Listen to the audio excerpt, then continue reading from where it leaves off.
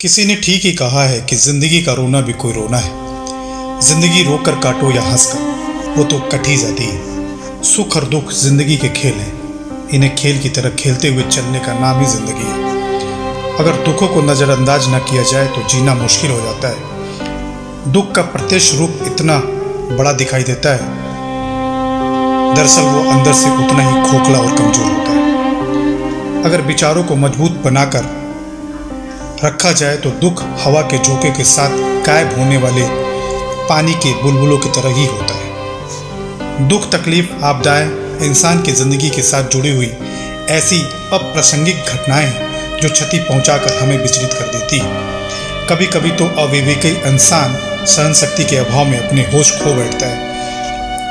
मुसीबतों को टालने की कोशिश करते हुए भी हमारा मन विचलित हो ही उठता है। आगे बढ़ने के सारे दरवाजे बंद होते देखकर सिर पकड़कर बैठने के सिवाय कोई और रास्ता नजर नहीं आता। आखिर ऐसा क्यों होता है? कारण है यह हमारी नकारात्मक सोच और चिंतन हम पर हावी हो जाते हैं। कहते हैं कि इंसान जैसा सोचता है वैसा ही बन जाता है। अगर सोच सकारात्मक होगी तो दुख में भी कहीं ना कहीं सुख की अनुभूति होगी। राजू और हरीश की अपनी अपनी कपड़ों की दुकान थी। दुर्भाग्यवश आग लगने से दोनों की दुकानें जल गई। पूरी दुकान जल गई, बहुत नुकसान हुआ, लेकिन ऊपर वाले की कृपा से दोनों बच गए। चारों तरफ शोर मच गया। दोनों तरफ के दोस्त और रिश्तेदार उनसे मिलने उनके घर आने लगे और गहरी सहानुभूति प्रकट की। राजू बहुत दुखी था और निराश था। वह सारा दोष भगवान पे मढ़ते हुए बोला, हाय अब मेरा क्या होगा? मेरा परिवार का पालन पोषण कैसे होगा? भगवान को मैं ही मिला था क्या? काश मैं भी आग में जल जाता ताकि यह सब न देखना पड़ता। वहीं दूसरी ओर जब लोग हरीश के घर पहुंचकर उसका हालचाल पूछने गए तो सभी हैरान रह गए। वो बड़ा शांत था। उसके चेहरे पर आशा की किरण झलक रही थी क्योंकि उसकी सोच सकारात्मक थी। उसने कहा, मैं तो बड़ा खुशनसीब हूँ। भगवान का लाख लाख शुक्रिया जो मेरी जान बचा दी। दुकान तो मैं मेहनत करके दोबारा बना लूँगा, लेकिन अगर मेरी जान चली जाती तो मेरे परिवार का क्या होता? इस प्रकार देखा गया कि परिस्थिति तो एक ही थी, लेकिन एक आशावान था और दूसरा निराश। दोनों की सोच में बहुत अंतर था।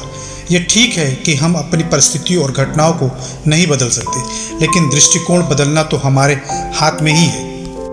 एग्ज़ाम्स के समय आप देख सकते हैं कि कई छात्र तो प्रेशर को डट कर सामना करते हैं, तो कई हार मान लेते हैं और डिप्रेशन में चले जाते हैं, या तो एग्ज़ाम देने ही नहीं जाते। कई तो कम नंबर आने पर अपनी जान तक देने की कोशिश करते हैं, बिना यह सोचे कि यह ज़िंदगी तो कितनी महत्वपूर्ण है, कितना मूल्यवान है, और ये एक परीक्षा, एक छोटा सा पड़ाव है। प्रकृति ने हमें रास्ता बताया है कि दुख तकलीफ़ों के समय रोने, सिर पीटने या डरने के बजाय अपने आप पर, अपने कर्मों पर विश्वास रखिए, जिससे कि आगे बढ़ने के लिए शक्ति, प्रेरणा और लक्ष्य मिलेंगे। किस्मत भी उन्हीं का साथ देती है जिनमें कुछ करने की साहस होती है। हर एक दिन एक जैसा नहीं होता। प्रकृति का नियम है कि रात के बाद दिन जरूर आता है। यहाँ कुछ भी स्थायी नहीं है। बुरे वक्त में भी हमें सुख रूपी सुबह का इंतजार खुशी खुशी करना चाहिए, जो हमारे लिए एक नई ऊर्जा का निर्माण करती है। दूसरों से तुलना करके अपने भाग्य को कोसने की बजाय अपनी अच्छी बुरी आदतों, कमजोरियों और ताकतों को परखना चाहिए और हिम्मत न हार के आगे बढ़ते रहना चाहिए। यही एक खुशहाल ज़िंदगी जीने का सबसे बड़ा मंत्र। यानी कि अगर आप विपरीत परिस्थितियों में भी हौसला रखेंगे तो आपकी ज़िंदगी खुशहाल हो जाएगी। यही एक मूल मंत्र है। तो दोस्तों, इस मूल मंत्र का लाभ लेते हुए अपनी ज़िंदगी को हर परिस्थितियों के लिए तैयार रखें। सुख और दुख ज़िंदगी के दो पहलू हैं, दो पलड़े हैं, जिनमें सुख और दुख आना निश्चित है। दोस्तों, अगर मेरी कहानी आपको अच्छी लगी हुई और मेरे चैनल पर आप पहली बार आए हों तो मेरे चैनल को सब्सक्राइब करें, इस वीडियो को पूरा देखें, इस वीडियो को अपने दोस्तों में शेयर करें, लाइक करें और मेरे कमेंट बॉक्स में अपना कमेंट जरूर दें। धन्यवाद दोस्तों।